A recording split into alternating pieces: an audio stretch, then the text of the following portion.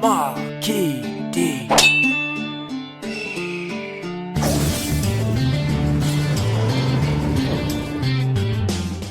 Alright, it's the new improved Positive Hoke. Things have been going a lot better for me this month. I feel like I'm in a good place and I'm just loving making these videos. Next up, we've got a Patreon request, so bring it on. Let's see what we've got here. See, that's the problem with you people. You're all trying to keep a Hoke down and drag me through the gutter. I just want to fly, but I'm forever having my wings clipped by little pricks. So the latest person who needs a brick to the jaw is Lucas Vincent. If you want to make the Hawk pay, sign up on Patreon today. Yes, this video is going to really test my patience and my new calm persona. Can I keep it together? Because today is the story of NWO Slapnuts. This man has knocked at least 5 years off my life. I believe Slapnuts' role on this show was when people started to get really annoyed and frustrated with him. He left WWF in 1999 after holding Vince up for money, but he was primarily a fairly entertaining mid-card act over there. Things would be different when he signed with WCW in October 99. A wild Slapnuts appears. Double J, Jeff Jarrett. His return is initially met with a good crowd reaction. He smashes Buff Bagwell with a guitar, and everyone seems genuinely happy to see Slapnuts back in the company. Slappy proclaimed that he's got the stroke in WCW and grabs his nutsack. Well, that went downhill quickly. Jarrett liked to often remind fans and wrestlers that he had the booking team's backing. Lots of breaking kayfabe in his promos. Also, lots of dick-related puns. Hey Luger, I've got your total package right here. Some say this was inspiration behind the Hot Shots gimmick in TNA.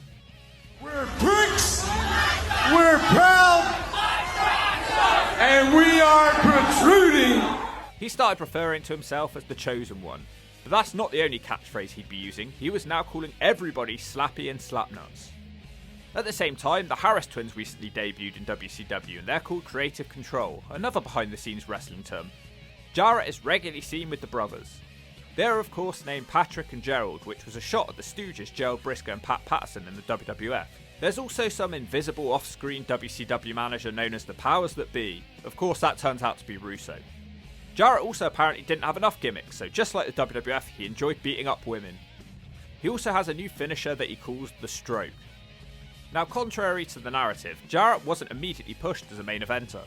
He entered the WCW Heavyweight Tournament, but he was knocked out in the semi-finals by Chris Benoit. In fact, Jeff Jarrett and Chris Benoit would prove to have some really nice in-ring chemistry. Especially a ladder match at Starrcade 99, I really enjoyed that one. But Jarrett actually lost most of his early WCW matches and was under pressure from the Powers That Be to improve because he was supposed to be the hand-picked guy to become the WCW Heavyweight Champion. Jarrett and Mike Tenay would spar with each other on the mic like something from the Asylum era in TNA.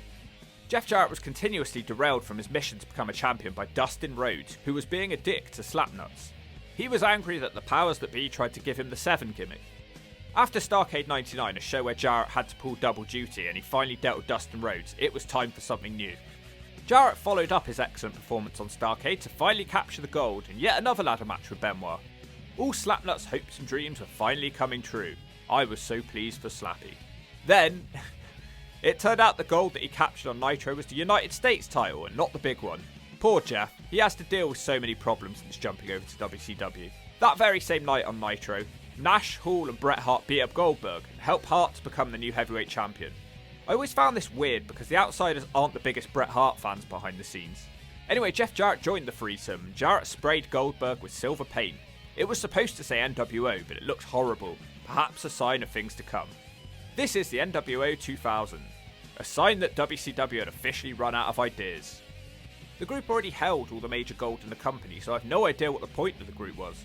Jarrett did edgy things for the group like spraying graffiti everywhere, a major role in the company. He also seems to be really worried about stuff, and he's the least relaxed member of the group. Let's be honest, nobody is ever going to be more relaxed than Kevin Nash.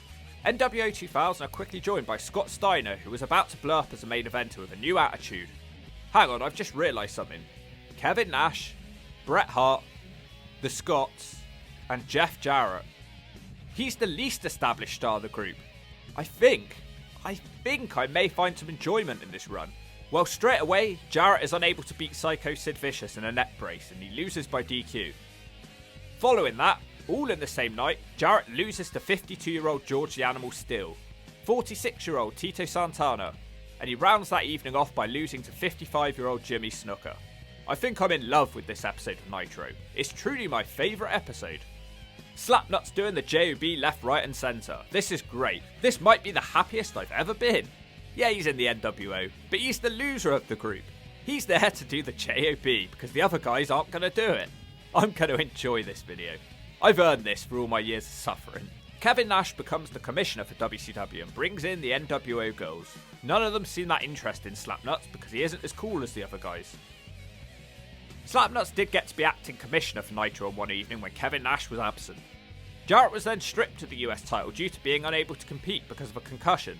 Then Nash randomly just gifted him the title back on Nitro. If it wasn't the US title, people may have made more of a fuss about this, but it begs the question, why bother stripping him of it in the first place? What a mess. The belt was supposed to be on the line at Sold Out 2000 as Jarrett and Benoit met once again in a best 2 out of 3 falls match, but Jarrett was unable to compete. Benoit was moved into the main event, and then he'd be gone just after. What a mess January 2000 was for the company. Things did start to change as January 2000 dragged on, but it felt more like Jarrett was only succeeding because others were letting him. Bret Hart had to relinquish the belt because of the Goldberg kick to the head, so he was gone. Scott Hall was just sort of turned face, so that's one less person for Jarrett to compete with. Steiner just disappeared for a few months. And Nash was doing his management role, so the spotlight was now well and truly on Slappy. And Jarrett used that spotlight to have a triple threat for the world title at Super Brawl 2000 against Hall and Vicious. Even with the heel referee in Jarrett's back pocket, he still managed to lose the match. It's really not going well for poor Slapnuts. Jarrett was completely deluded at this point as he was sure he was going to become the heavyweight champion soon, and also that the NWO 2000 still existed. At this point it looked like it just consisted of Slapnuts and the Harris twins. What a fail the NWO 2000 is. Jarrett somehow uses his stroke to set up another world title shot for himself at Uncensored. I've honestly never seen a faction as bad as NWO 2000. It doesn't even include any of the original guys at this damn point. I would get angry, but I'm having fun watching Jarrett involved in so much failure. No Hogan, no Hall, no Nash. I wouldn't even think the NWO was still about, but all Jarrett's gear says NWO and so do the commentary team. He does now feel like a main character at this point on the show, but it's a horrible show. He starts to win matches, but it's not even against main eventers. Jarrett is still an irrelevant main eventer. It's become really noticeable that they were trying to use the NWO girls to get Jarrett over.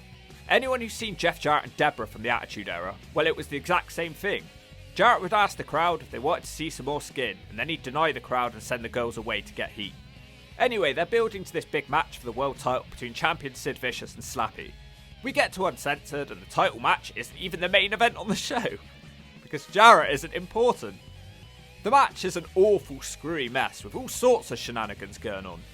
The only notable thing that happens is Hogan stops Jarrett from cheating and Sid wins.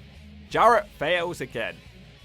Scott Steiner also returned after being missing for months. I guess he didn't like Jeff that much because if he'd arrived a bit sooner he could have stopped Jarrett's loss from happening. It's great having Steiner back in the NWO, but he's immediately overshadowing Jeff Jarrett. He just looks so much more legit. Jeff looks like he's trying to play the badass ladies man. Steiner is that man. And just like that, NWO 2000 comes to a screeching halt because Vince Russo and Eric Bischoff reset WCW and strip all the belts, including Jarrett's. I don't know why he was so upset, it was a crap title reign anyway. Jarrett would go on to have much more personal success in WCW for the remainder of the company's existence, as he would capture the big belt that had been eluding him for this whole time.